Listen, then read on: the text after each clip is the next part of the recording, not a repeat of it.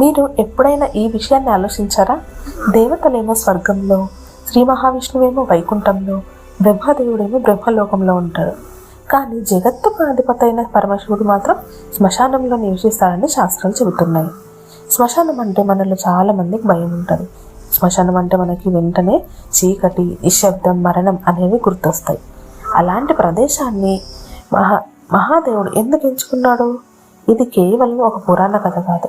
ప్రతి మనిషి జీవితాన్ని మార్చగలిగిన ఒక ఆధ్యాత్మిక సత్యం. ఆ రహస్యం ఏంటో మనం ఈరోజు తెలుసుకుందాం. శ్మశానం అంటే శివుడికి ఎందుకంత ప్రియం? శ్మశానం అంటే కేవలం మృతదేహాలను దహనం చేసే స్థలం మాత్రమే కాదు.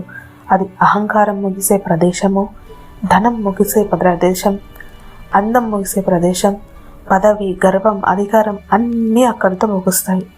రాజైనా పేదవాడైనా చివరకు అందరూ ఒకే బూడిదగా మారిపోతారు. అందుకే శివుడు చెబుతున్నాడు, మీరు గర్వించే ప్రతిదీ శాశ్వతం, ఏది కాదు అని. మరి శివుడు అక్కడ శ్మశానంలో ఎందుకు నివసిస్తాడు? పురాణాల ప్రకారం మనకి శివుడు అందరినీ సమానంగా చూస్తాడు. లోకమంతా వదిలేసినా కూడా ఆఖరి క్షణంలో జీవాత్మ ఒంటరిగా ఉండొద్దని, దానికి తోడుగా ఉండేది పరమశివుడేనని శైవ సాంప్రదాయం చెబుతుంది. అందుకే ఆయనకు శ్మశానవాసి అని పేరొచ్చింది. ఇది భయానికి గుర్తు కాదు, అపారమైన కరుణకు గుర్తు. శివుడు భస్మాన్ని ఎందుకు ధరిస్తాడు?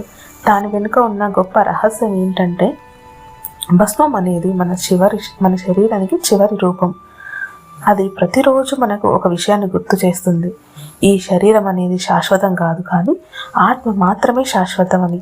అందుకే శివుడు బంగారం కాదు, భస్మాన్ని ఎంచుకున్నాడు. ఎందుకంటే ఆయనకు బాహ్య అందం కాదు, అంతరంగ పవిత్రత ముఖ్యం. పేరు కోసం, ప్రతిష్ట కోసం, ఇతరుల ప్రశంసల కోసము. కానీ శివుడు శ్మశానం నుంచి ఒకే ఒక సందేశం ఇస్తున్నాడు, నువ్వు తీసుకెళ్లేది సంపద కాదు, చేసిన పుణ్యం మాత్రమే అని. అందుకే మంచి మనసుతో జీవించు, ధర్మాన్ని పాటించు, అహంకారాన్ని విడిచిపెట్టు. ఇప్పుడు చివరిగా మీకు ఒకటి అర్థమై ఉండాలి.